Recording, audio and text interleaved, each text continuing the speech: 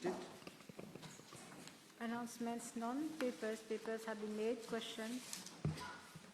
Mr. Deputy Speaker, my PNQ this morning to ask the Doctor, the Honourable Minister of Health and Wellness, whether in regard to the COVID-19 pandemic, he will state the A, number of patients intubated on medical ventilators at the ENT hospital in October 2021, indicating the number thereof having 1, been discharged alive, been transferred to another health institution, and 3, passed away. The number B, the number of positive tested persons having passed away over the period 8th to 14th November 2021, indicating the number whose death has been attributed to COVID-19 and the number having passed away at home. C, number of persons having been tested positive through PCR tests and rapid antigen tests, respectively, over the period 8th to 14th November 2021. And D, the stock of remdesivir vials held by his ministry as of today. Honourable Minister, please. Mr. Deputy Speaker, sir, allow me in the first instance to convey my deepest sympathy to the bereaved families, including those of the 2 health frontliners.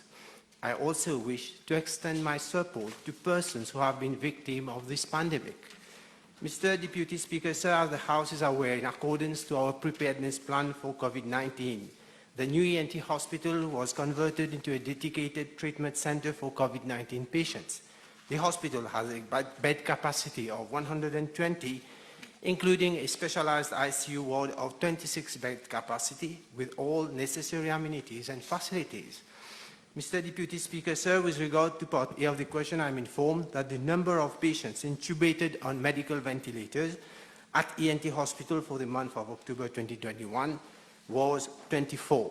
I am also informed that 171 patients were successfully provided with treatment by being placed on high-flow oxygen, thereby avoiding intubation and ventilation, which are the last resorts of treatment.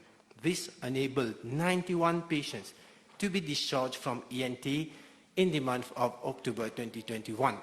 Mr. Deputy Speaker, sir, with regard to part 1 of the question, 2 patients have been extubated and fully recovered. With regard to part 2 of the question, I am informed that none of these patients has been transferred to another health institution. As regards to part 3 of the question, I am also informed that 22 patients have passed away. Mr. Deputy Speaker, sir, out of these 24 patients, deceased patients, 18 were not vaccinated, 5 were fully vaccinated, and 1 has a single dose only. And the 22 had several comorbidities. Out of the other 2 patients, 1 had a skull fracture from a road traffic accident and 1 had severe medical condition. With regard to part B of the question, the number of COVID-19 positive patients having deceased in the period from 8th to 14th October 2021 is 99. Out of these, 62 cases have been attributed to COVID-19 and 1 patient died at home. The House may wish to be informed that out of the 99 patient deaths, 37 deaths were not attributed to COVID but to other pathologies. Out of the 37 deaths not due to COVID-19, there are 6 persons who passed away at home. Mr. Deputy Speaker, sir, with regard to part C of the question, the number of persons having been tested through PCR test, both in the public and private testing centers, stand at 19,663 for the period of 8 to 14th November 2021. Of these, 1,332 were found positive through PCR test as regard to rapid antigen test for the period of 8 to 14th November 2021. In our public testing center, same stands at 28,016, out of which 10,206 were found positive. I'm informed that during the same period, that is from 8th to 14th November, 798 patients fully recovered, including 20 from ENT. Mr. Deputy Speaker, sir, with regard to part D of the question, I'm informed that presently my ministry has a stock of 71 vials of remdesivir. 10 vials are at ENT hospital and 1 at G2 hospital. A stock of 60 vials is at Central Supply Division. Mr. Deputy Speaker, sir, at our last sitting on 9th November 2021, I've informed the House of the present protocol followed by my ministry for the treatment of COVID-19 patients and the different medications being used in accordance with international guidelines. Mr. Speaker, sir, today it is the third PNQ address to me since the resumption of the Parliament on 26 October 2021. It is indeed fitting, as it is our duty, to clarify issues which are pertinent to the public. We have always adopted a transparent and well-thought communication line, which has evolved throughout the various stages of the sanitary situation in Mauritius. COVID-19 is indeed about adapting and readapting to a new normal and is ever evolving situation. Mr. Deputy Speaker, sir, however, if there is one thing that has not evolved, it is the despicable attitude of some towards this pandemic. I am today convinced that the sanitary situation is being utilized by some who will recognize themselves as a veil to do cheap and dangerous politics. We are now used to such issues, but at least out of respect to our citizens, those who recognize themselves should disclose their shameful interests. The irresponsible attitude of these persons is giving rise to an unfounded and erroneous image of the public health care services in Mauritius. It is legitimate to inquire about deaths, and we do sincerely understand the grief of the bereaved families. People are passing away from COVID-19 around the world. But in Mauritius, there is no exception. And the frontline workers, be it in the public and the private, are doing their utmost best to limit the number of victims. Around the world, government, opposition, NGOs, civil society are backing and giving unconditional support to their frontline workers, to their doctors, to their nursing officers, to paramedical staff, to hospital attendants. We should not forget that in UK, the motto is to protect the NHS. But unfortunately, in our country, some are exploiting the situation to criticize our health structure for their own interest, instead of praising the resilience and dedication of our health services, of our soldiers on the front, who are continuously striving to deliver. They are being stabbed at the back by some. Instead of encouraging our staff in their duties, these individuals are only concerned about political mileage. Mr. Deputy Speaker, sir, those who have sadly passed away from COVID-19, those who are taking care of COVID-19 patients do not come from only one political background. COVID-19 does not discriminate on political belonging, religion, creed, or social status. Mr. Deputy Speaker, sir, we do have the ability to limit casualties, but there is a false perception created by some again to give the impression that our services are overwhelmed and that the treatment proposed is not sufficient. Their focus is on death for the sole purpose of instilling fear and creating havoc at the expense of public health. You will indeed never hear a single one of them speak about the patients who have recovered from the virus. We have had 17,506 recoveries in Mauritius since March 2021. Of course, this would not be appreciated due to their twisted logic. By doing so, these irresponsible individuals are wrongly making the public lose faith in our healthcare system. Their scandalous attitude is already discouraging certain citizens from seeking medical care. They are, in fact, the ones denying our infected patients from a chance to recover. Mr. Speaker, sir, I'm proud of my staff. I'm proud the public can rest assured of our unflinching dedication. I seize this opportunity to reassure the House that the Honourable Prime Minister, chairing the high-level Committee on COVID-19, is more than ever committed to protect the lives and health of our population. This has always been our guiding principle. Mr. Deputy Speaker, sir, my conscience is clear, for we, on this side of the House, work hard without demagogy. Despite your questions, Mr. Honourable Leader of Opposition, weekly press conference, radio programs, we will continue to work on our side, and I'm ready for your next PNQ next Tuesday as well. Thank you very much. Mr. Speaker, Mr. Deputy Speaker, firstly... Thank you very much, Minister. Honourable Leader of Mr. Speaker, Mr. Deputy, this is a very serious matter. People are suffering outside. Please ask members from the government side not to heckle, not to make fun. It is indecent, Mr. Deputy Speaker. It is indecent of them, firstly. Secondly, Mr. Speaker, let me also offer my very sincere condolences to all those who have suffered or are suffering, and also to the deceased families.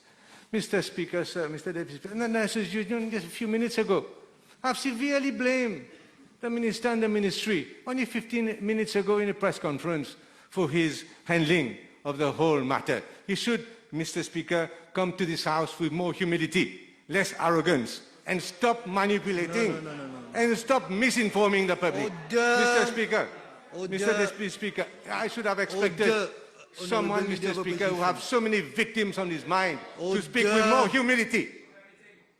Order. Once again, Honourable Leader of Opposition. I want it to be clear in the House again. I want questions rather than speech. I want answers rather than speech. Thank you very much. I hope you go by the standing orders from now onward. It is also addressed to the Minister, as sure you saw how he replied, Mr. Speaker. Please, the question. Okay. Now, concerning the mortality rates for intubated patients at ENT, that figure has never come out before. That 92% of the people who are intubated at ENT die. This is far, far higher than the world average rates, and far higher. And I will table a study, Mr. Speaker. For instance, the USA, only 30% death rate. UK, only 45% death rate. Italy, 45, half, Mr. Speaker, Mr. Deputy Speaker. So I will ask the Honourable Minister, what are we doing that is wrong? Why is it that twice the percentage, twice the number of bodies are being carried away from ENT, ICU, intubated, than what should be? That is my first question. Thank you. Minister, please. Thank you, Deputy Speaker. First, I'll come back that the first part of the statement made by the Honourable Leader of the Opposition, I'm sure that he's not, based on what I've given as answers, as reply, and he's not among the some what I've been referring to. Now, about those who have passed away, the figures I've already given. Mr. Deputy Speaker, sir, if this is the case, then the number of deaths in Mauritius, compared to all those countries he has mentioned, should be higher. Should be higher in terms of what the leader of the opposition wants to project, that during that specific period, why should we only consider that specific period? Why don't we consider during the whole period of the pandemic? That's what I want to say, that he wants to concentrate during that specific period, and saying that our health system, the doctors working there, all the team that have been working there, that they are not doing their job properly. Mr. Deputy Speaker, sir, before a patient is placed on ventilators, I've already stated that these patients come to ENT not in an emergency state. They do reach ENT in a state where tests are being carried out and there are other treatments being done to them. That's why you don't have the number of patients put on ventilators. That also has to be the question. Why only that number of patients being placed on ventilators? Our preparedness plan, we were supposed in such time to have more than 50 patients placed on ventilators.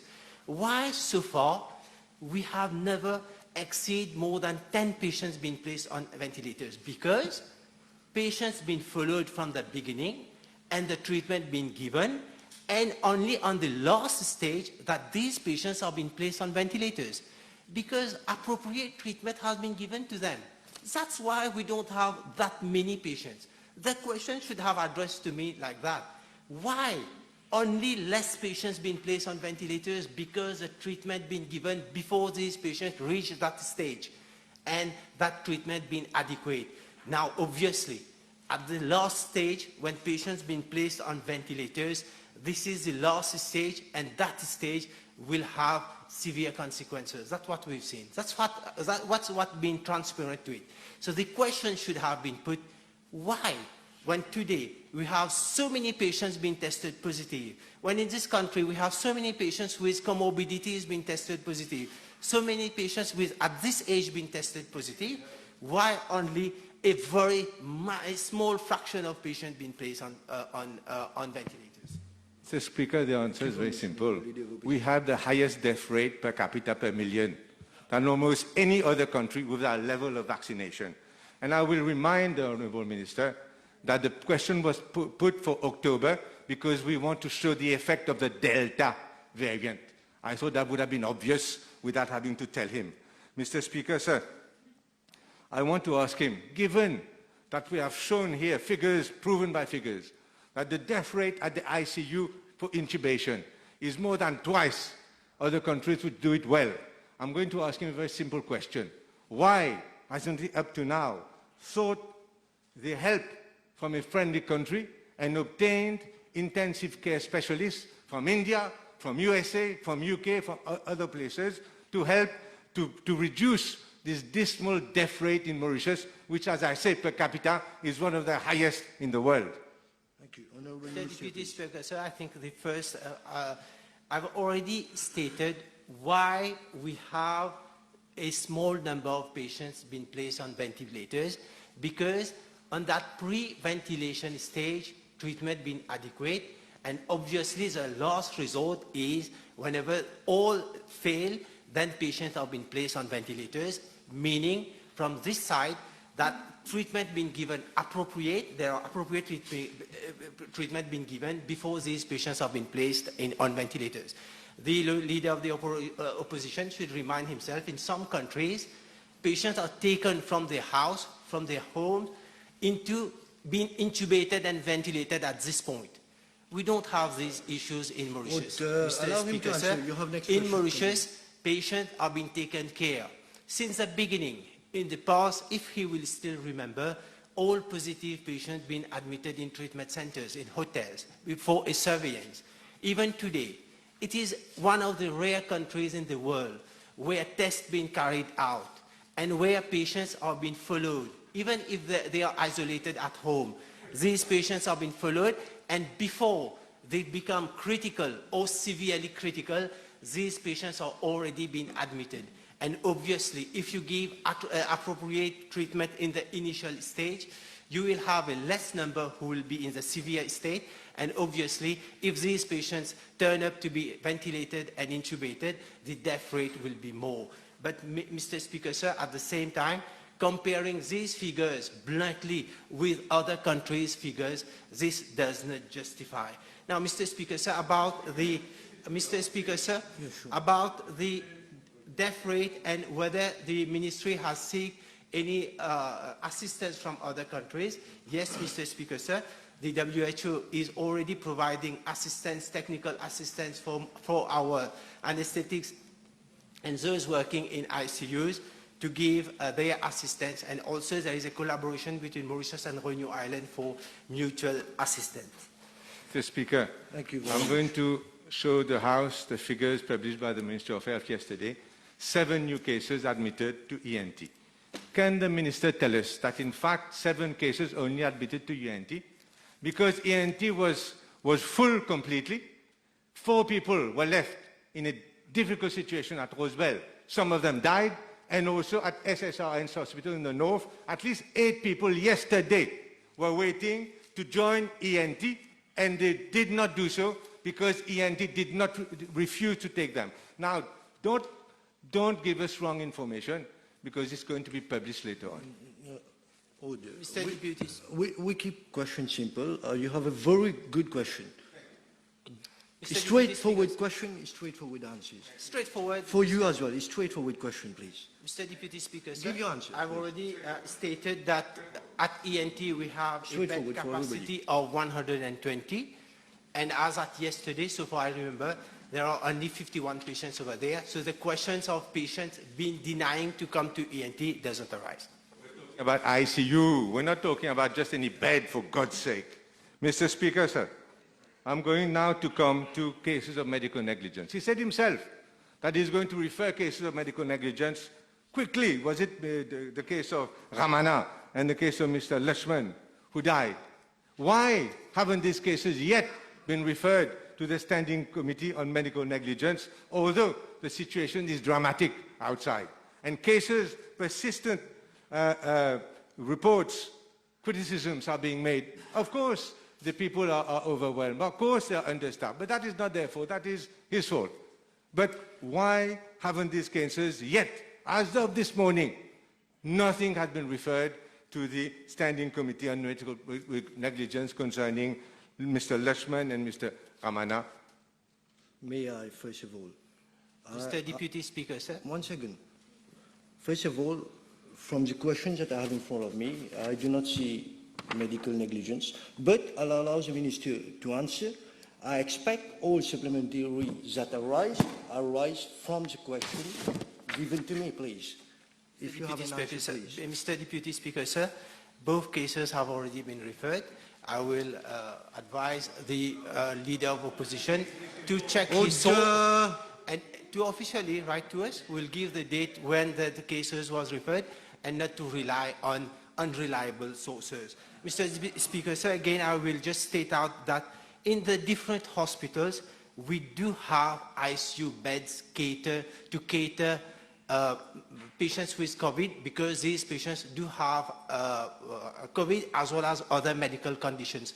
So the treatment being given in the different hospitals, be it at G2 Hospital, SSR, already all those hospitals, in fact in all the hospitals, provisions have already been made to cater patients in ICU. I stated it again clearly, in ICU, and where you have all the specialties being present to look after these cases. Thank you, Mr. Minister. Speaker, I maintain what I've said about ICU being full, and I maintain about what I've said about no case of Lakshman and Ramana referred to the Standing Committee. Mr. Speaker, now I'll come to the figures, which don't make any sense to anyone, which is publishing every day. I'll come to these figures, Mr. Speaker.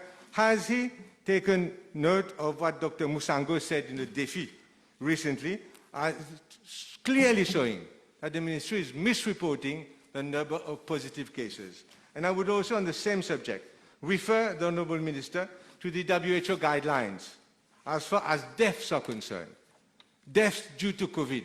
And it is clear there that whenever someone is COVID positive, the case should be, except in rare exceptional circumstances, be declared and accounted for as a death due to COVID. Therefore, again, Mr. Speaker, his own figures as to number positive, number of deaths are wrong and manipulated, Mr. Speaker. Mr. Deputy Speaker, sir.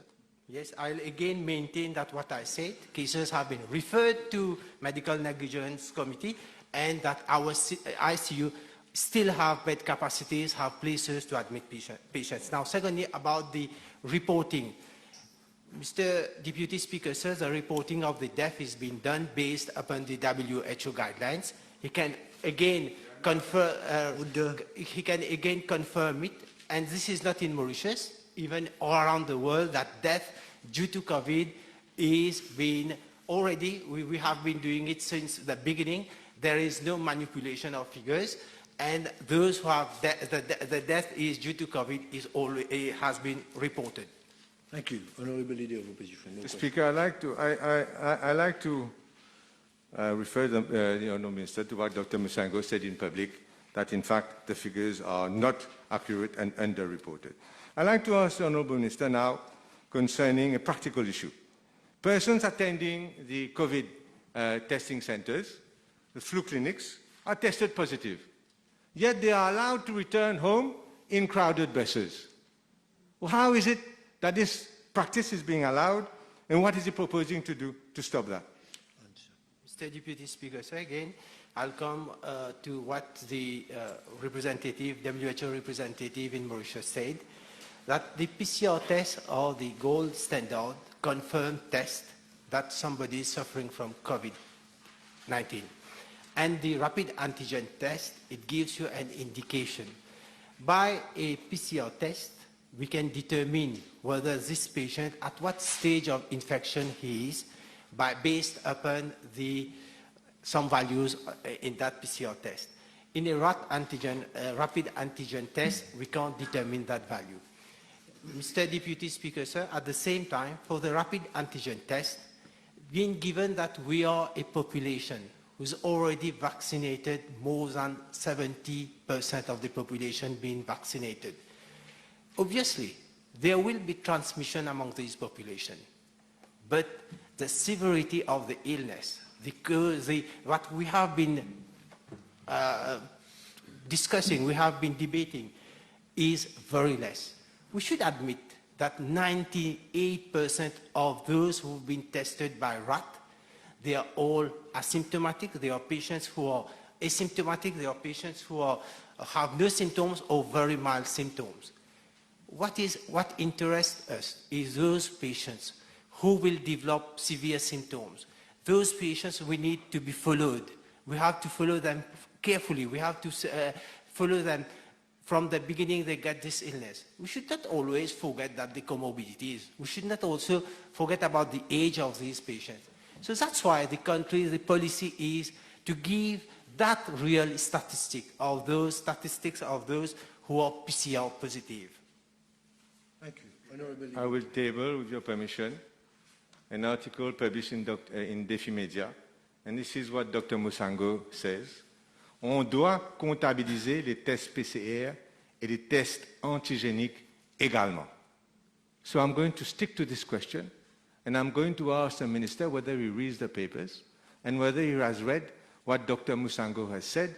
On doit comptabiliser les tests PCR et les tests antigéniques également.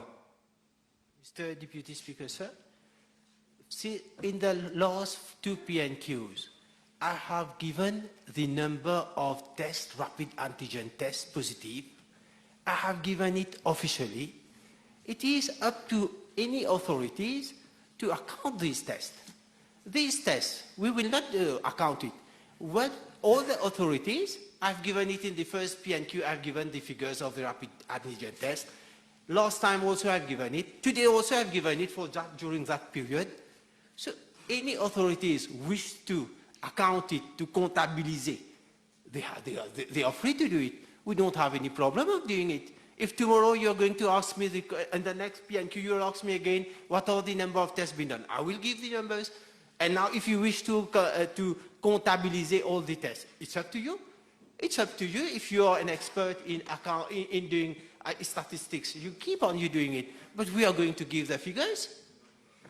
But The Minister should know that as long as he's manipulating the figures, there will be questions in this House to establish the truth. You should know that, Mr. Speaker. Now, Mr. Speaker, time may be running out. I am asking the Honourable Minister, there are so many reports in my constituency everywhere of people dying suddenly at home. He himself given the figure, I think, of 7 in October. Now the figure, no doubt, has increased substantially again last few days. What is he going to do to stop this unfortunate happening of people dying suddenly at home of COVID, obviously? May I, first of all, we cannot make any allegation as to manipulation. Answer the question. After that, you have a last question as per the time. Honourable Minister. Mr. Deputy Speaker, sir, I will take back this manipulation of figures. The Ministry, I stated it in the last part of my reply, is giving all the information required, and also to safeguard public at large. But at the same time, I also referred to those some who wanted to build political mileage on this issue, and I believe that that is a reason why we are insisting on the figures. Mr. Deputy Speaker, sir, we should not forget that no one is been able, even the leader of the opposition, is not saying that, yes, we have been able to do the vaccination, and the vaccination has really protected 95% of the population. He's not coming and telling us that, you know, we have 24,000 disabilities in this country. Out of them, 12,000 are vaccinated. 6,000 are being, the vaccination is being carried out, and 6,000 people haven't been vaccinated. What is his contribution to help these people to get vaccinated? Unfortunately, he is going to talk about manipulation of figures, but his contribution as somebody who is in the public domain, he hasn't contributed at all. Mr. Deputy Speaker, sir, I'm not talking about manipulation of figures, but I wish also to know what is his contribution. Unfortunately, his contribution is equivalent to nil. No, allow me first. We do not go as to conduct of any honourable members in this House. This is the last question. Be very short, otherwise I'm mindful to end it exactly on time. Thank you, Mr. Speaker. Thank you for putting him in his place. Mr. Speaker, No, I'm not I'm putting going to anybody in ask his my place. last question. No, don't Whatever make any you comment. did, you did well. Everybody has to do their job in this House. Exactly, Last question, short question. Stay Short within time. and sharp, Mr. Deputy Thank Speaker. you very much. I'm going to do my bit. I'm going to ask, Mr. Speaker, whether since this pandemic has been going on for some time now, getting worse and worse, people are dying, whether all through this time the Minister has thought of doing the decent thing, and offering his resignation to the President of the Republic of Mauritius, whether he has done so, and whether it has been refused, and if he has not done so, whether he can do so immediately this afternoon itself. Mr. Speaker, sir, I'll first come to that part of the question I did not reply, was that patients, there are many cases, and that's why the Prime Minister, once he came back to Mauritius on Thursday last, and on the same day, the high-level committee met. The Prime Minister has taken stock of all the situation, the number of cases, death, and the treatment being offered. Based on all that, the Prime Minister have, with the high-level committee, obviously, taken the decision to put the measures, the restriction measures that have been in place. Especially we know that COVID-19, the propagation, the way people will get infected, how we can reduce the contamination. This has been the laudable, you know, at this point of time, and to do that. And we know that after doing so, the number of people, the crowd that has been, for the last weekend, we have seen that it has come down, and we hopefully expect that cases correspondingly will start going down, and that will help the frontliners, the healthcare workers, to be able to look after those patients, be it COVID or not COVID, to continue to work. Now, about the question of resignation, Mr. Deputy Speaker, sir, the Prime Minister, he's the authority to have nominated me on this post, and it is for him to decide, and whatever be his decision will be my decision. And we, on this side of the House, will respect our leaders. We don't take decisions by ourselves. He is our leader. He has given me this opportunity, which I'm very much thankful to him. In these difficult times, Mr. Deputy Speaker, sir, he has been along with us, working day and night. And today, whatever, he can't hear this, Mr. Deputy Speaker, sir, because he can't be a leader like this, unfortunately. He can't be. That's why he has to get. Let the Prime Minister decide about my designation as whatever. Let him. He has given me the opportunity to be the candidate. He has the opportunity to work with him under this government. This is his job, and it is not the job of the leader of the opposition. Thank you very much, Mr. Deputy Speaker. Order. No, but Honorable Leader of Opposition. Order. Order, honorable members. Honorable members. Honorable members. Order. Order. Order, honorable leader of the opposition. Order, honorable minister.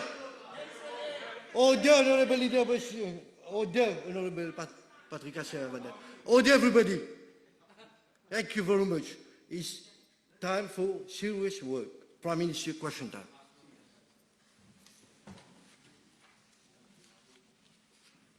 Honorable First Member, Portrush South and Portrush Central.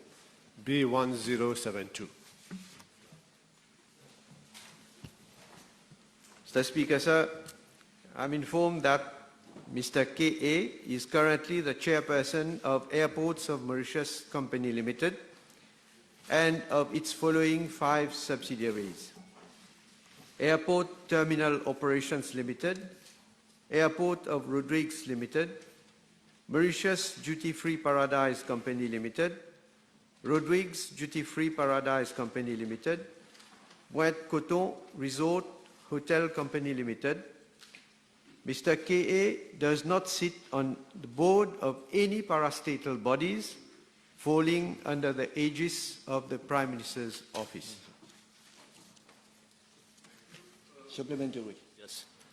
Can I ask the Honourable Prime Minister whether he does not consider it an issue of governance, being given that Mr. K.A. is the CEO of Airport Holding Limited, and at the same time, he is the chairman of 5 entities that the Prime Minister has listed himself, falling under his own holding? Honorable Prime Minister. No, there is no issue of governance as far as I have been informed. And if I can remind the honourable member, if there was an issue of governance, I think the government of the Labour Party should have taken note of an issue of governance. Because if we look at the past, there was one Mr. M.I.M.H., who was the managing director of the State Investment Corporation Limited. I hope you can recall who that person I'm talking about. And he was director and chairperson of 26 companies. 26.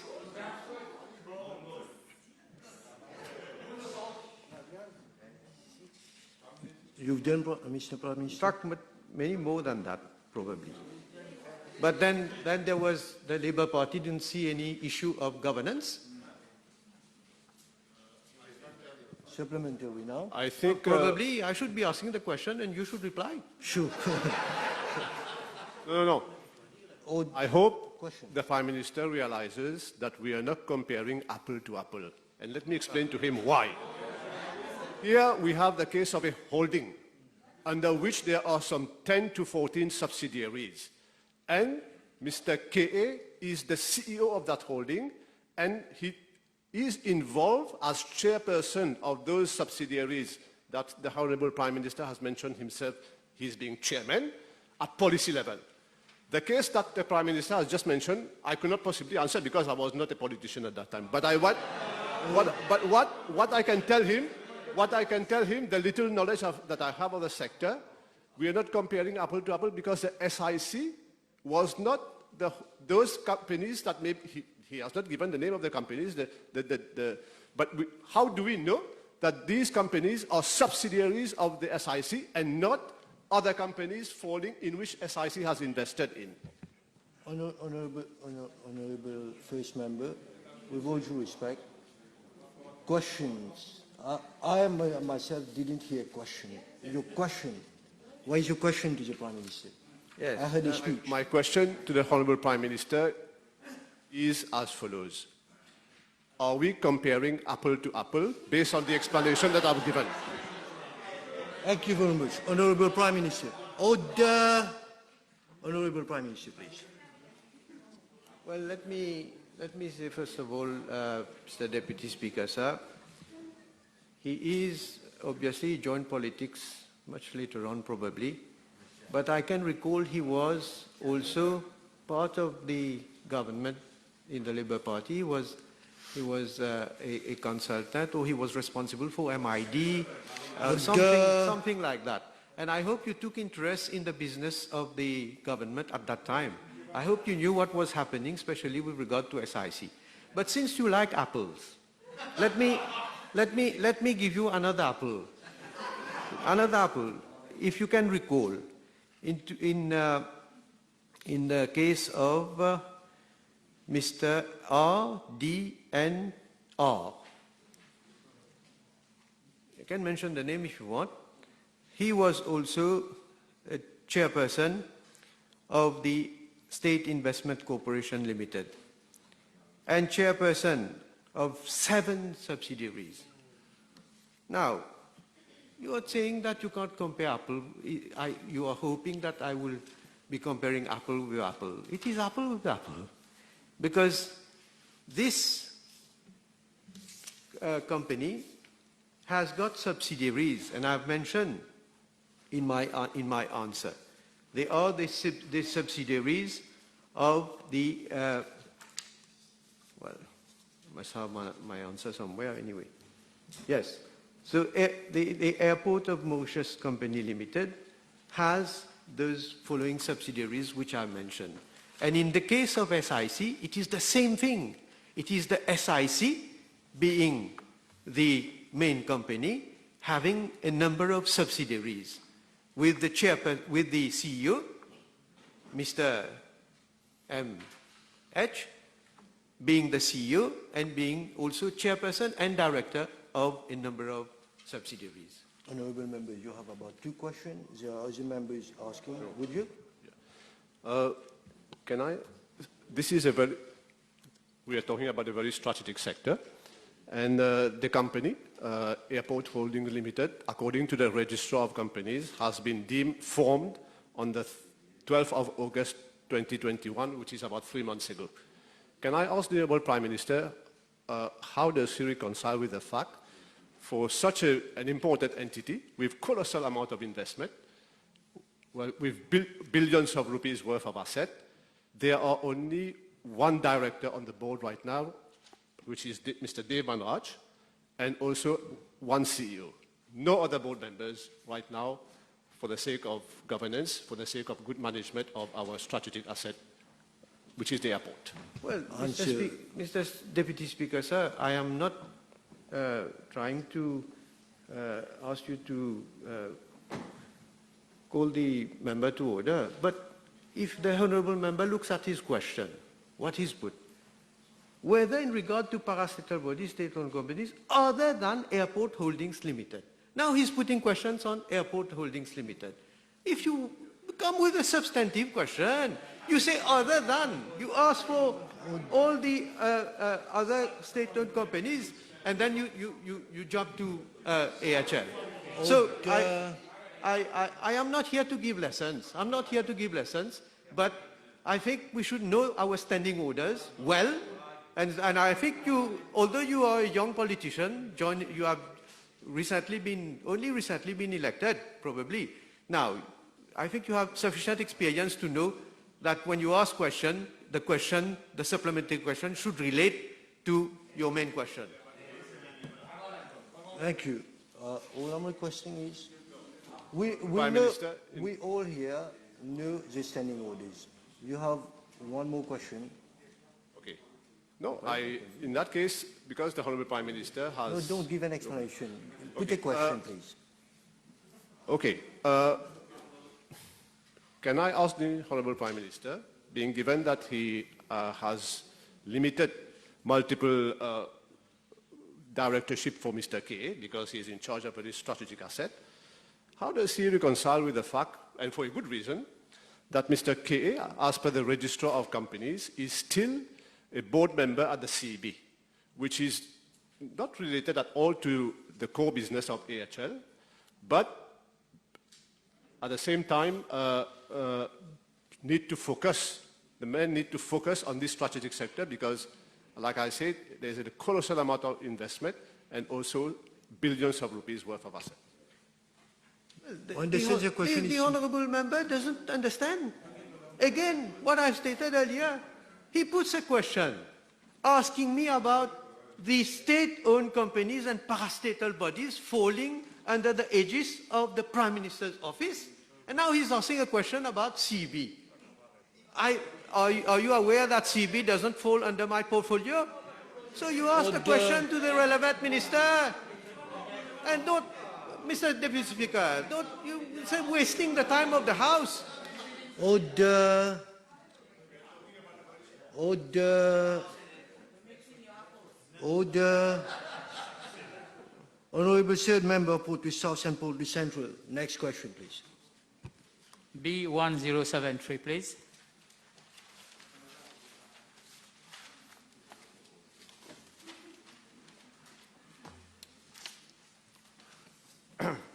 Mr. Speaker, sir, I am informed by the Acting Commissioner of Police that the reward scheme for informers is in force since long.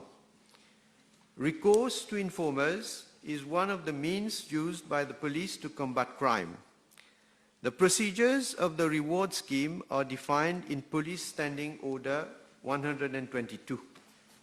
The objective of the reward scheme is to assist law enforcement agencies in the effective combat against crimes, drug trafficking, dismantling of drug networks, and the detection of other crimes such as murder, larceny, terrorism, and organized crimes, as well as other serious crimes. It is known and acknowledged worldwide that several important and high-profile crime cases have been resolved by law enforcement agencies where the information provided by tested and reliable informers has been crucial and determining.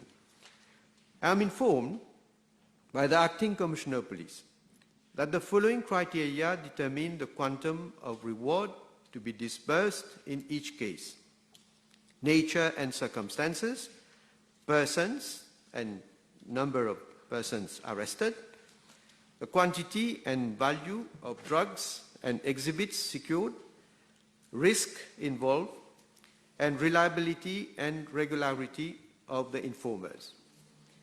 I am informed by the Acting Commissioner of Police that a reward scheme for police officers was introduced in December 2001.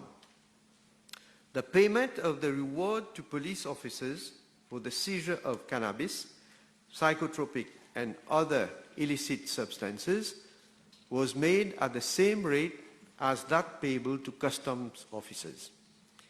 The scale of reward depended on the weight and type of the drug seized. However, for customs officers, the scheme was abolished in 2006 after the coming into effect of the Mauritius Revenue Authority Act. Payment of reward to police officers was stopped as from May 2014 in respect of seizures for year 2013 onwards. In July 2015, the police was advised to refer the matter to the Pay Research Bureau. However, the Pay Research Bureau did not address the issue in its report of 2016. In January 2016, the then Commissioner of Police restored the payment of reward money to police officers with regard to uprooting and seizure of cannabis plants only. This represents an incentive and motivation for ADSU personnel and other police officers to venture into difficult and risk-prone areas such as gorges, dense forests, in search of hidden cannabis plantations, which are very often surreptitiously protected by traps and other dangerous obstacles. As from September 2021, the payment of reward money to police officers has been extended to the detection of drug cases. Mr. Speaker, sir, in regard to Part A of the question, I am informed by the Acting Commissioner of Police that since July 2016, the number of times reward money has been granted, as well as the quantum disbursed for each year, is as follows: 34 times for the period July 2016 to June 2017, for a total amount of 5,502,520 rupees. 35 times for the period July 2017 to June 2018, for a total amount of 4,217,210 rupees. 21 times for the period July 2018 to June 2019, for a total amount of 6,162,200 rupees. 18 times for the period of July 2019 to June 2020, for a total amount of 5,365,847 rupees and 75 cents. 12 times for the period July 2020 to June 2021, for a total amount of 1,339,340 rupees, and 12 times for the period July 2021 to date, that is till the 11th of November 2021, for a total amount of 2,835,800 rupees. Regarding Part B of the question, I am also informed by the Acting Commissioner of Police that reward money is disbursed in respect of inter alia, drug offences, murder and larceny cases. Mr. Speaker, sir, as regards Part C of the question, I am informed by the Acting Commissioner of Police that the procedures for the payment of reward money to informants and police officers are as follows. Divisional commanders and branch officers submit an application to the Commissioner of Police for approval and payment of reward. Following approval by the Commissioner of Police, the application is forwarded to the Manager, Financial Operations for payment. A payment voucher accounts Form 232 is filled by the Manager, Financial Operations, and a government check in the amount claimed is drawn in favor of the divisional commanders and branch officers concerned. The check is handed over to the divisional commanders and branch officers concerned for encashment and payment of rewards, and after payment is effected by the divisional commanders and branch officers concerned, the recipients acknowledge receipt thereof. The Commissioner of Police has the prerogative and discretion to either approve, reject, or review the amount of reward money recommended. Thank you, Honourable Prime Minister. Supplementary, please. Thank you, Honourable Prime Minister.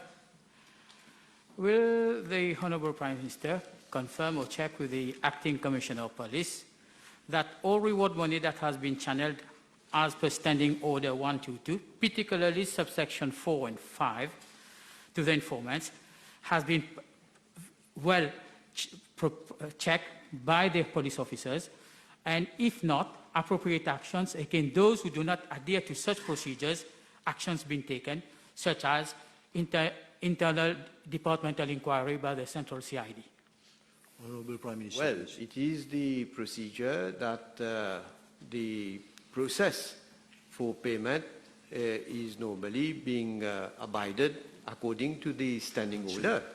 And therefore, if the Honourable Member has a case in mind, obviously I will transmit this to, if ever there is a case in mind, wherever there has not been any procedural, I believe what the Honourable Member is thinking, if process has not been abided to by the standing order. But I don't have this information so far. I'm sure you got the message supplementary. You have two supplementary unless you want to give way.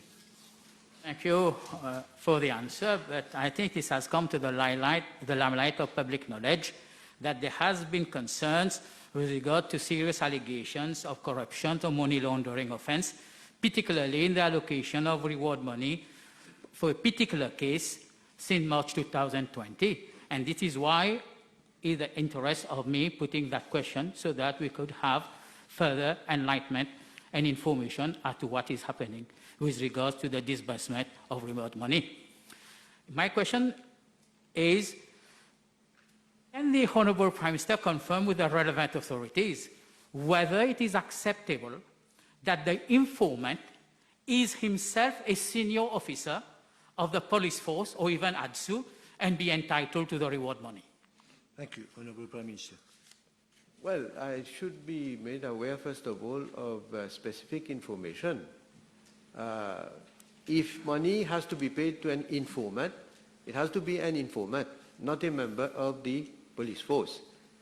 Whereas if there is any reward to be given to a police officer as prescribed, of course it will be given to the police officer. So I need to be made aware of a case where I can then request the Commissioner of Police to provide me with details, as I say. I'm sure you understood, name to be given in private. Last question. Yes. Thank you very much. The Honourable Prime Minister gave us a very detailed account of the amount disbursed from 2016 to 2021. Information that has been brought in public arena and have gathered so far is that in 2017-2018, approximately 3.8 million rupees have been disbursed to informants. Can the Honourable Prime Minister seek clarification with the Acting Commissioner of Police as to the number of secret receipts? And here I make it very clear, we are not looking for the identity of informants. The secret receipt as stipulated by the Standing Order 122 and subsection 4.5, whether these secret receipts have been assigned and kept in custody. Thank you. Well, this is the normal procedure. They should be kept, they should be checked by the persons in authority. And I can also, but it's good for me to say also that you mentioned about a particular period. Yes, I have answered and I've given you all the details. But this, scheme about reward money being paid doesn't date back from 2014. It dates back from, as I stated in my answer, I think from 2001 or 2000. And when I look at what has been disbursed in the past, let me give, for example, two cases from January to December 2012, 4 million, out of a budget of 4.13 million rupees, 4,098,085 rupees were disbursed to informants. In January, from January to December 2013, out of a budget of 3.55 million rupees, 3,544,680 rupees. I have a list of all the information with regard to each year, how much was budgeted and how much has been disbursed also. And I believe that during those years also, there was the same process, and that all these receipts must have been kept for verification in order to see to it that the money has landed where it should be. Thank you, Honorable Prime Minister. You done with the answer? Sorry? Answer is over? Yes, that's all right. Honorable First Member of... Yes, next question. First Member of Bassin and Petite Rivière.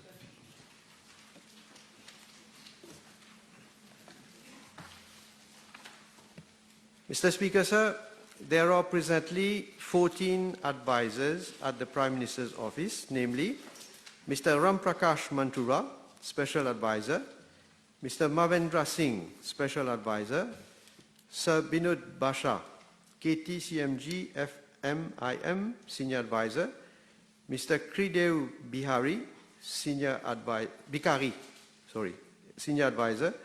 Dr. Zubair Hussain Issa Jumai, Senior Advisor, Mrs. Sarah Rawat Karimji, Senior Advisor, Mr. Shanknad Garbaran, Senior Advisor, Mr. Raj Mitarban, Advisor, Ms. Chow Penlo Seong Shao, Advisor, Mrs. Daimandi Rangasamy, Advisor on Information Matters, Mr. Prithviraj Singh Ramparsad, Advisor on Social and Cultural Matters, Mr. Surendra Tilak, Advisor, Mrs. Nudar Banu Bandhu, Advisor on Drugs and HIV/AIDS, and Mr. Mohesh Kumar Ramlochan, Advisor. Out of the 14, the following 4 advisors are providing their services to my office without any remuneration. Mr. Mavendra Singh, Special Advisor, Dr. Zubair Hussain Issa Jumai, Senior Advisor, Mr. Shanknad Garbaran, Senior Advisor, and Mr. Surendra Tilak, Advisor. Mr. Speaker, sir, the terms and conditions of the advisors are, in general, in line with the recommendations contained in the PRB report. Mr. Speaker, sir, a list of advisors attached to my office as at 21st of June 2021 has already been laid in the Library of the National Assembly. I am tabling an updated list as requested by the Honourable Member.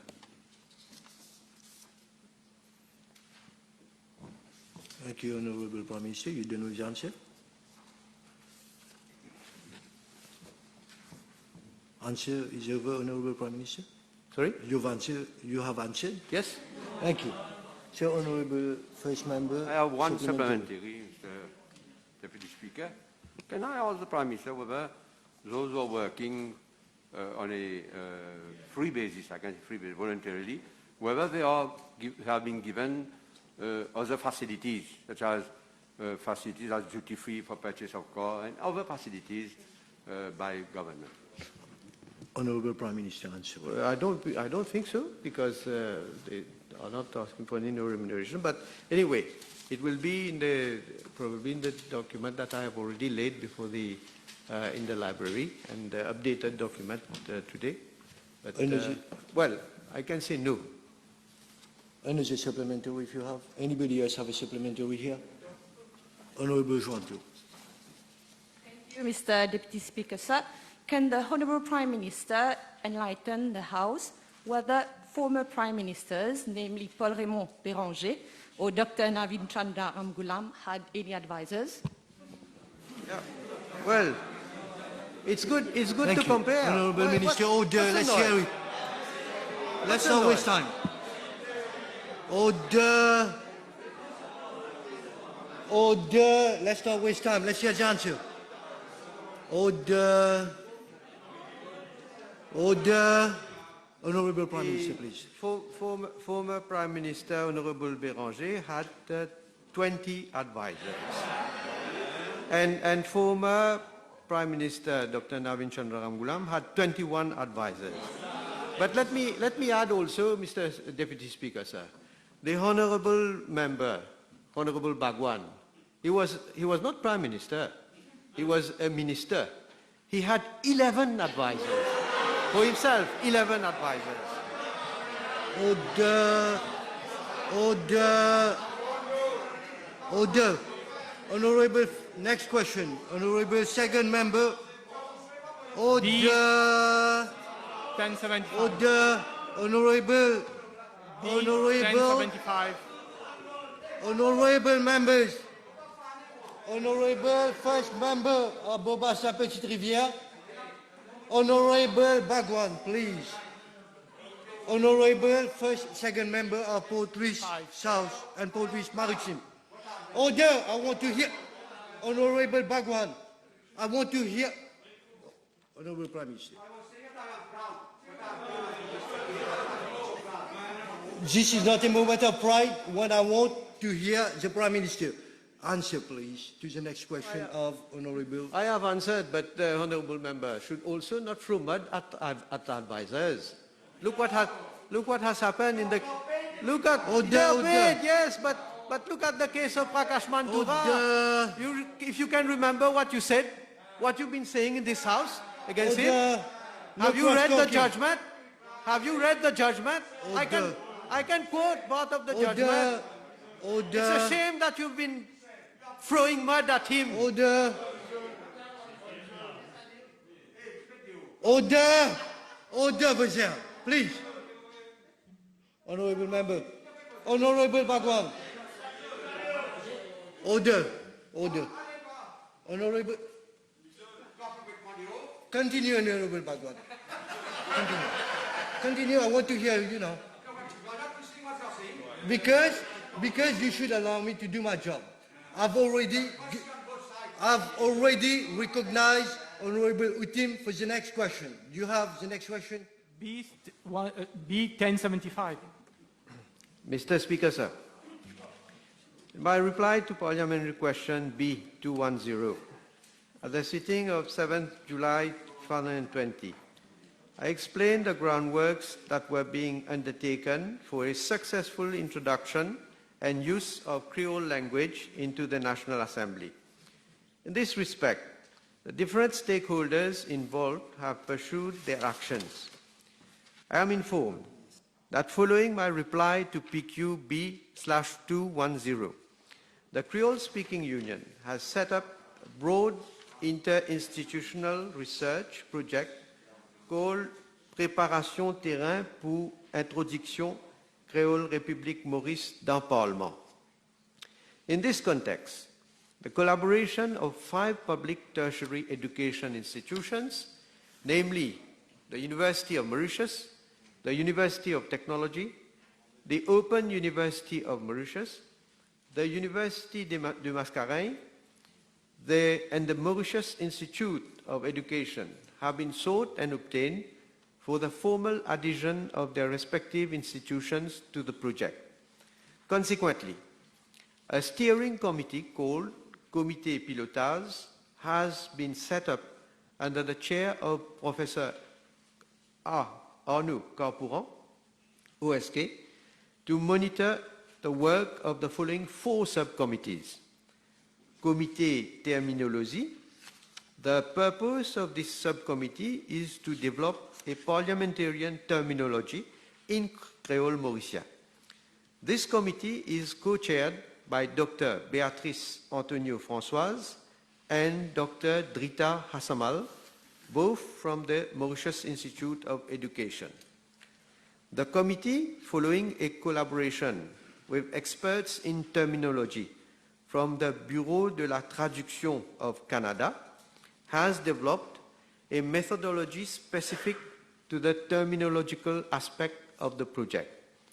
The stages of the ongoing work are as follows: identification of specific and related parliamentary terms via a monolingual text analysis software, proposition of equivalent specific and related parliamentary terms in Creole, and a validation of the proposed specific and related parliamentary terms in Creole with language specialists and specialists of the parliamentary sector. The objective is to have a list of terms which are specific or related to the Parliament and their equivalent in Creole. A Facebook page has also been created to enable all citizens to bring their collaboration to the terminological aspect of the project, and the next step will be a validation of the parliamentary terms with language specialists as well as specialists of the parliament sector. The second committee, Comité Variation Registrale. The objective of this subcommittee is to work on a parliamentarian socio-situational variety for Mauritian Creole, that is, which word categories to be considered as parliamentarian or not. This committee is chaired by Dr. Mrs.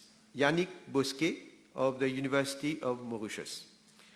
The research methodology adopted by the subcommittee is designed in 3 phases.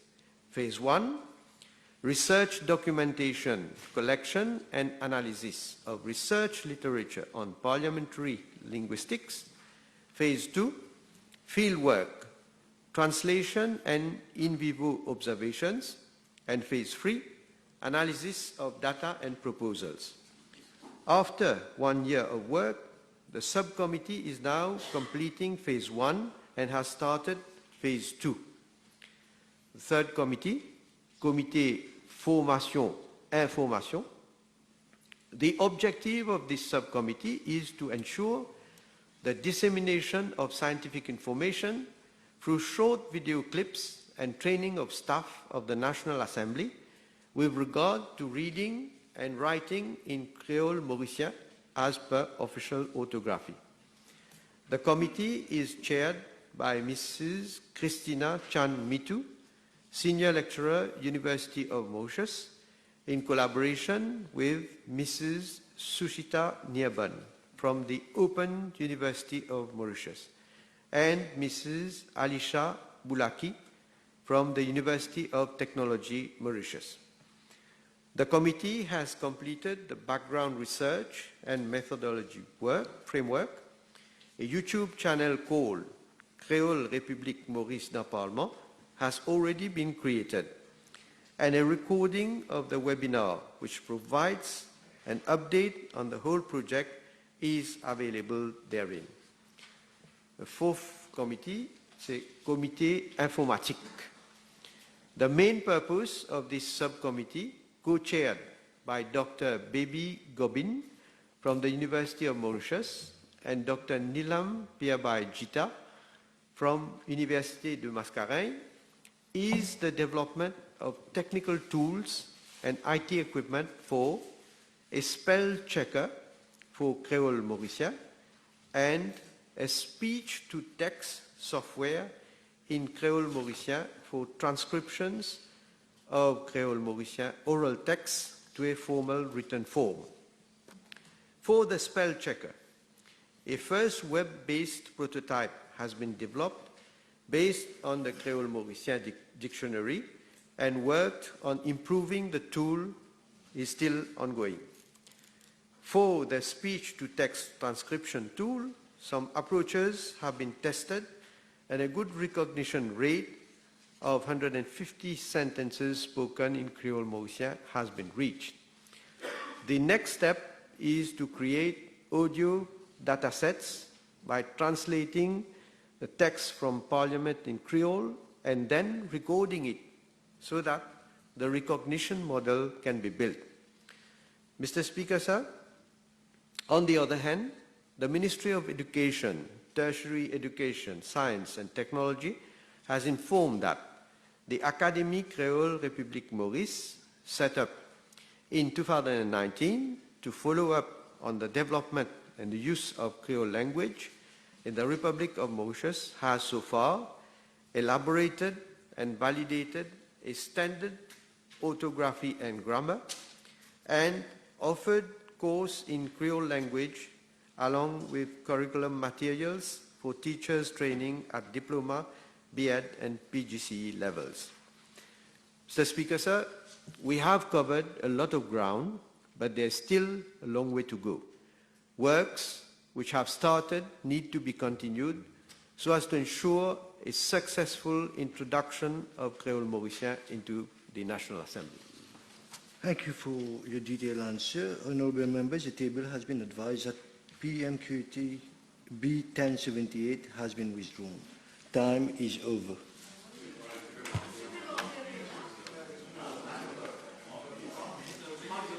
Honourable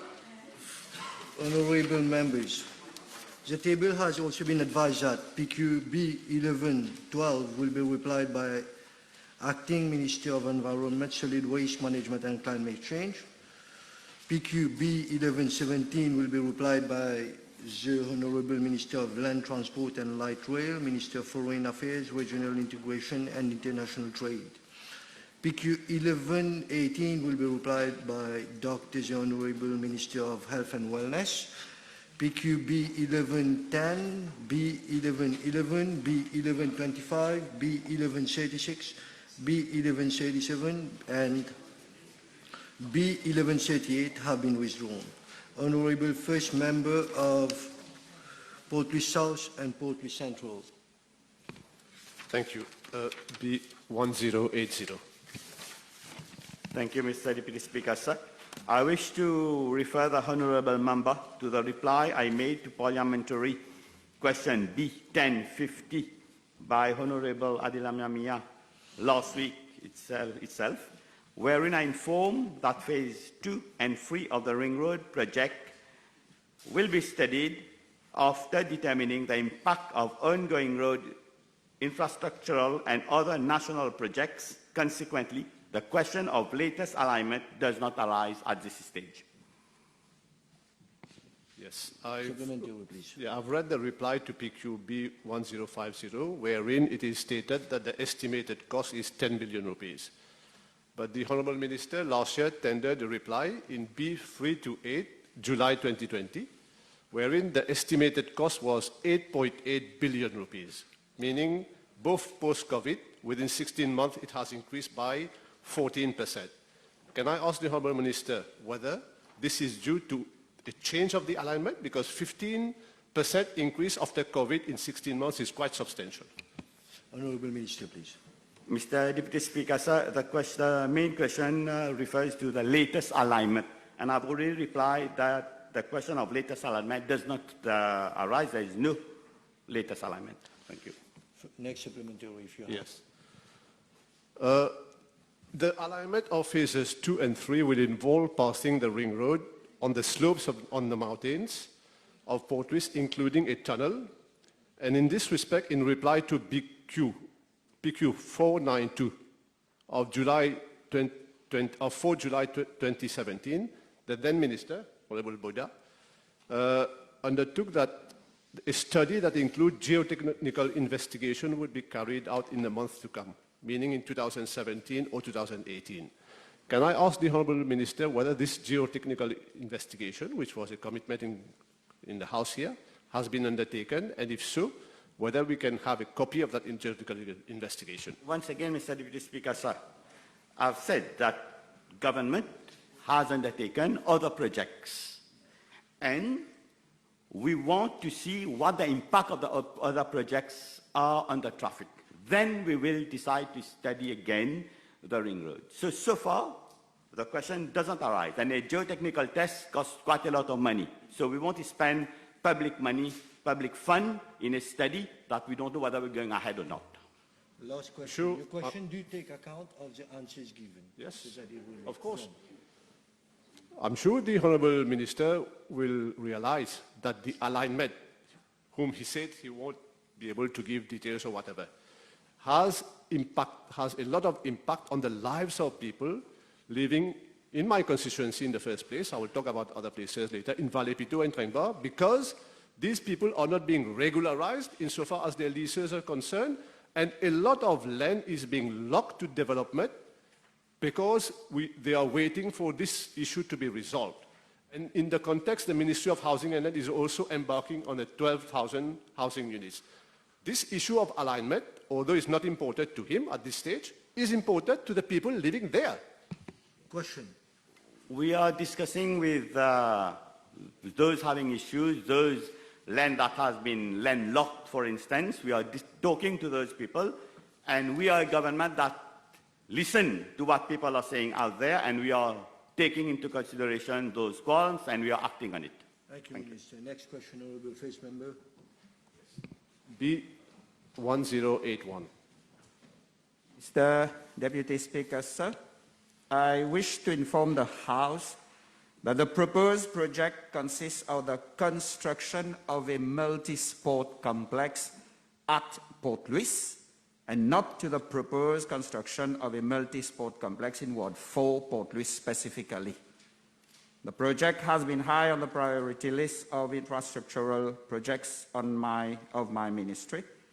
Funds allocated in the estimates of my ministry have been used for consultancy services in order to enable the kickstart of the project. Following a bidding exercise, the contract for consultancy services for the construction of a multi-sport complex at Port Louis was awarded to Mega Design Limited on 13 December 2018. And the contract agreement for the project was signed on 15 January 2019. The inception report was submitted by the consultant in March 2019, and the preliminary architectural drawings were submitted to this ministry on 14 May 2019. Thereafter, the drawings, architectural and structural, for clearance for Building Plan Committee were submitted on 26 August 2019, and clearances were sought from relevant authorities on 27 August 2019. However, on 2 August 2021, my ministry was informed by the Ministry of Housing and Land Use Planning that the plot of land that was earmarked for the project was being retrieved from my ministry. Supplementary, please. Well, that plot of land, can I ask the Honourable Minister, why was it retrieved from his ministry? The plot of land, supposedly in Ward Cut in Port Louis, that was meant to be developed under his ministry for sports purposes, why has that plot of land been retrieved from his ministry? Answer. Mr. Deputy Speaker, we are referring to the plot of land situated at Harris and Mayor Street, Port Louis. I am informed that there will be a housing project. The Ministry of Land Use is proposing housing projects. I don't have more information. Would you allow the French to have supplementary? We have two questions. One more. So we'll have one more outside, and then we'll give you the last one. Honourable Rezautin, please. May I know from the Honourable Minister, you mentioned that all the drawing, everything was ready by August 2019, and it's only in August 2021 that the Ministry of Housing has decided to retrieve the land. So why is it that nothing was done between August 2019 to August 2021? Yes, Mr. Deputy Speaker, sir. In the meantime, we were looking for different clearances, and this takes a lot of time. I think I can allow one more supplementary above. I'll call upon Honourable Farademi and then give you the last one. I'll give you the last one, Honourable Farademi. Okay. Question, supplementary. Thank you. Can the Honourable Minister inform the House that since there has been retrieval of the land by the Ministry of Land and Housing, in the meantime, whether due diligence has been conducted in the region of Port Louis to earmark a particular plot of land for the benefit and welfare of the citizens of Port Louis? Absolutely, Honourable Member. My ministry is in contact with the Ministry of Land so that we can find a convenient plot of land to carry on the project in the region of Port Louis. Thank you. Last supplementary, Honourable. Yes, I think there is a confusion as regards the plot of land. I will submit the, plans that maybe the Minister can bring to his office for clarification. There is no land available for the development of a sports complex at corner Harris and Mayer Street because there is already a football ground there. The only plot of land that is available in Wardcat, state land, at this moment in time, is corner Raoul Rivet and impasse Raoul Rivet. So I will tender this to the House so that he can look at it and maybe later come back with a reply, because there is no land available there, save for a strip of green space. Table, I think you don't even want an answer, you just want him to see. No, a plan. Answers and please. What information I have, Mr. Deputy Speaker, sir, formal information, it states that the plot of land is situated corner Harris and Mayor Street in Port Louis. However, I will look into the document that has been handed by the Honourable Member. Thank you. The House has been advised that the following PQs have been withdrawn: PQ B 1130, B 1131, B 1132, and B 1133. Honourable First Member, Port South and Port Central. Next question. B 1082. Mr. Deputy Speaker, allow me to seize this opportunity to reassure the House and, of course, the honourable gentleman that this unprecedented mega project has been conceived to respond effectively and, as far as possible, equitably to housing demand across the whole island of Mauritius. As members of the House are well aware, and as explained over and over again by the Prime Minister, the Minister of Finance, and myself, the 12,000 new residential units will be built on a constituency basis, with 600 units reserved for inhabitants of each constituency of the island of Mauritius. Identification of suitable buildable sites over the whole island has been, Mr. Deputy Speaker, sir, a complex and time-consuming exercise. Unfortunately, in some constituencies, including constituencies referred to in the question of the Honourable Member, it has not been possible to secure adequate land for this project. Government is addressing this issue by identifying sites closest to those constituencies, and the new residential units will be reserved for inhabitants of the said constituencies. I am informed that the regions referred to in the question may concern constituency numbers 1, 2, and 3. In that regard, and as things presently stand, the NSLD proposes to proceed as follows. For constituency number 1, new housing sites at Pointe-aux-Sables and Coromandel. For constituency number 2, new housing sites at Belle Village, Raoul Rivet Street, Vallée-Pitot, and Arsenal. For constituency number 3, new housing sites, at Arsenal and Richter.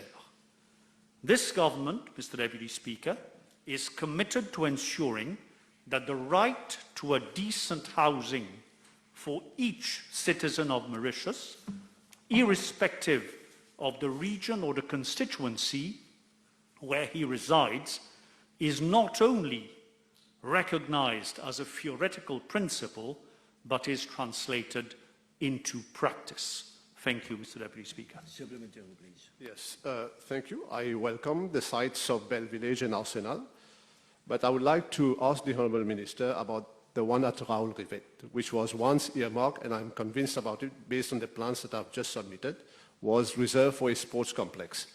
So we are doing a housing project, which is good, in place in lieu of sports complex, which is really needed in the region.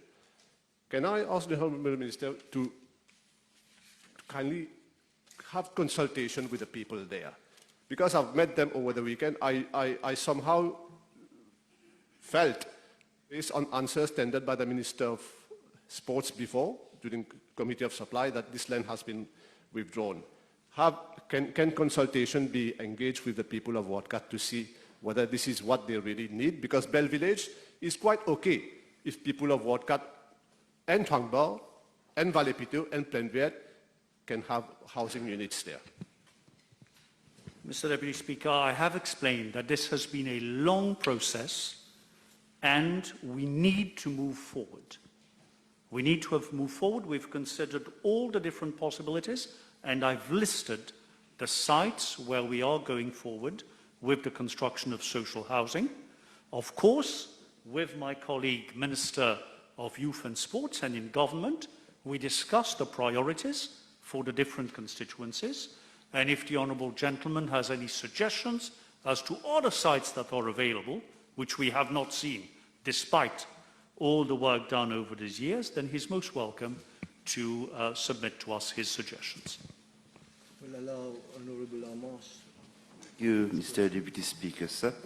In his answer, the Minister mentioned constituency number 1, that land has been identified at Pointe-du-Sable. Can we have more details? Do you have the exact location of where land has been identified in Pointe-du-Sable? And you also mentioned Coromandel as constituency number 1, so Coromandel is not in constituency number 1. You mentioned Bell Village in constituency number 2. Bell Village is in constituency number 1. So can I have some detail on these two places for Pointe-du-Sable and Bell Village? Yes, it would be premature at this point in time to identify precisely in the House the location and the extent of each plot of land, because that is liable to be altered, both the sites and the extent of land. There is a long process. Consultants have been appointed, there will be soil tests, there will be design, and as a function of all of these elements, the sites, the location and the size will be finalized. As we know, the process is that government will use state land wherever state land is available. Government will use land belonging to parastatals or state-owned companies wherever and whenever possible. And then government will consider acquiring private land where there is no other alternative. This process is ongoing. I have also explained that there are a number of constituencies where we have not been able so far, as things stand, to find an extent of land adequate for the construction of 600 housing units. And we do not want to construct all 600 housing units on one and the same plot of land, for obvious reasons. So, for instance, constituency number 1, we have in mind land at Pointe-du-Sable, and in the coming weeks, I hope to be able to provide to the Honourable Gentleman more precise information once the land will have been identified, acquired, transferred to the NSLD for construction purposes. And then, since there is no sufficient land within the constituency, Bell Village is a very small plot, Coromandel, where there is state land, has been identified, and housing units built at Coromandel on the land identified will be reserved for inhabitants of constituency number 1. Now, the same applies for constituency number 2. We have a small plot at Bell Village, Raoul Rivette and Valepito identified. The suitability of the land remains to be confirmed. At this point in time, it appears to be doable. But we are looking at high-rise social housing, a new concept. And on top of those small plots, there is an extent of land identified in Arsenal, which has been deemed appropriate and which will be reserved once the units are built for inhabitants of constituency number 2. And likewise, for constituency number 3, the members in the House that represent that constituency are well aware that land is indeed very, very, very limited. In the past, different projects.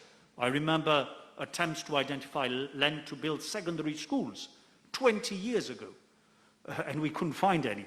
So again, we are looking at acquiring land in the two places mentioned, that is Arsenal and Richter, and there again the units will be reserved for inhabitants of constituency number 3.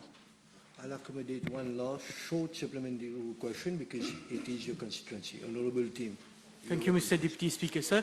In the light of the answer given by Honourable Minister Hariram with respect to the ring road, now that the government is no longer sure whether to go ahead with the ring road or not, would the Ministry of Housing reconsider? There's a lot of land in constituency number 2 that has been undeveloped because they were going to be used for the ring road project, whether consideration can be given to using these plot of land now to develop housing estate. Thank you for your question. Mr. Deputy Speaker, let me assure the House that over more than a year, we have been looking for land that is not only visible to the naked eye, but that would be appropriate for construction of social housing. We do not want to build houses on land that later on will be at risk of flooding. We're putting at risk the lives of the persons who will live there.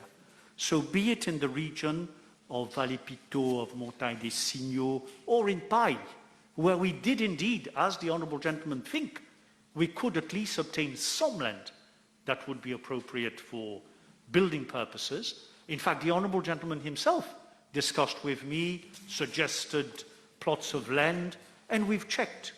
We've given anxious consideration to all these possibilities. Unfortunately, and I repeat unfortunately, we cannot find an adequate extent of land in all 3 constituencies, 1, 2 and 3, to build in situ within the constituency.